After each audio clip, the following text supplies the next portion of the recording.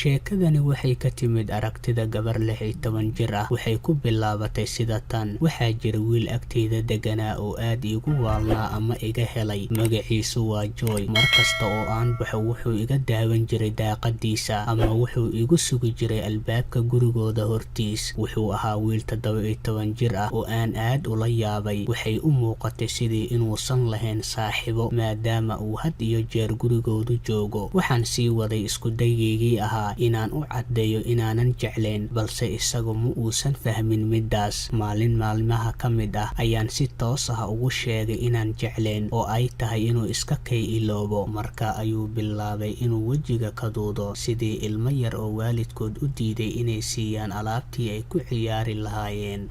habeenada ka mid ah waalidkay waxa ay ka maqnaayeen guriga, aniga oo keliya ayaa ahaa habeenkaas. waxaan ka shaqaynayay casharada iskuulka. waxaan si lama filaan ah u dareemay in ay sariirteeda dhaqdhaqaaqday. waxaan eegay sariirta hoosteeda, waan naxay oo aan qayliyey. marka ayaan arkay Joy oo sariirteeda hoosteeda ku jira. waan orday, isagana wuxuu isku dayay inuu sariirteeda ka hoos baxo. waxaan u cararay xagga gurigiisa. waxaan garaacay gambaleelka gurigooda in ka badan 10 jeer. waalidiintiisa ayaa albaabka iga furay, waana u sheegay wiilkii Joy ahaa kama uusan soo bixin gurigeyga. sidaasi darteed waxaan wacay booliiska. waalidkiis ayaa iga codsaday in aan booliiska wicin, balse waan iska indhatiray. booliiskii ayaa wiilkii Joy ahaa ka soo qabtay qolkeygii, wayna xireen. wuxuu qirtay in tani aysan ahayn markii ugu horeysay ee sariirteeda hoosteeda ku dhuunto. sidoo kale booliiska waxay wiilka qolkiisa ka soo heleen sawiradeeda oo qolkiisa jiifka ku sharxan. waxay u muuqatay in sawiradaasi